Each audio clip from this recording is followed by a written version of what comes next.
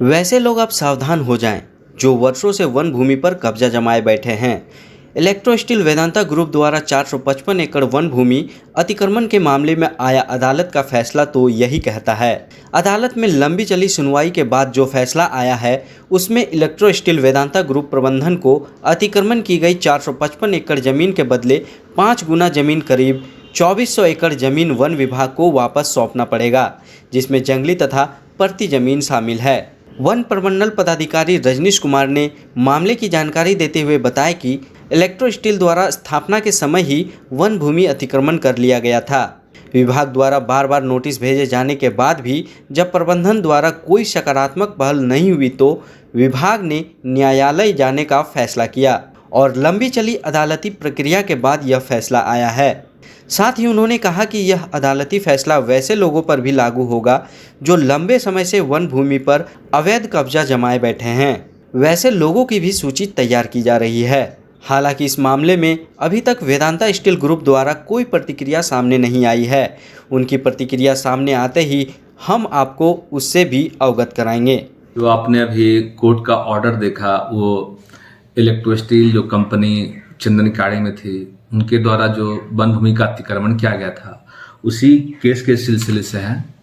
तो माननीय उच्च न्यायालय का जो आदेश की प्रति है, आप उसमें से वो हिस्सा देख सकते हैं कि कैसे वन भूमि को अतिक्रमित किया गया। उसमें से दोनों टाइप के लैंड थे, रेवेन्यू फॉरेस्ट भी थे और नोटिफाइड फॉरेस्ट जो फॉरेस्ट डिपार्टमेंट का होता है वो भी थे।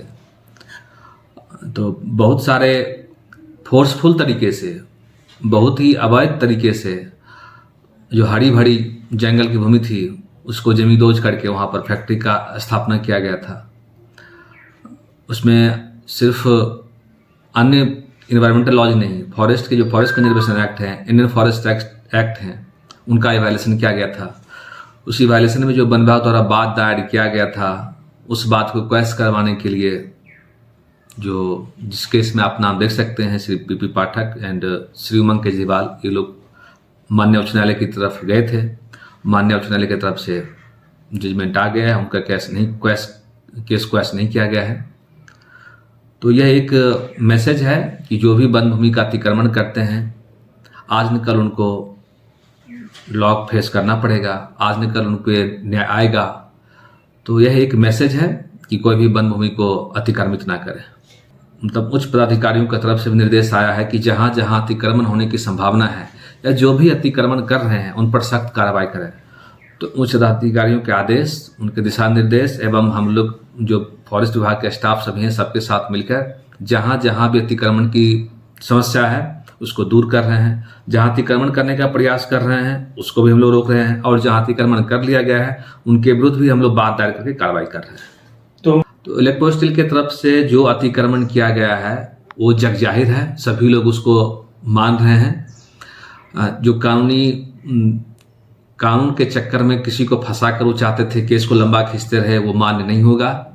भारत सरकार की तरफ से भी सख्त आदेश आया हुआ है, जिसके आदेश अनुसार उनको पेनल्टी देना है। उनके द्वारा जो एफसी एक्ट का वायलेशन करके फैक्ट्री बनाया गया, उसको भारत सरकार द्वारा भी इंक्रोचमेंट कैटेगरी में ही परमिशन दिया गया है।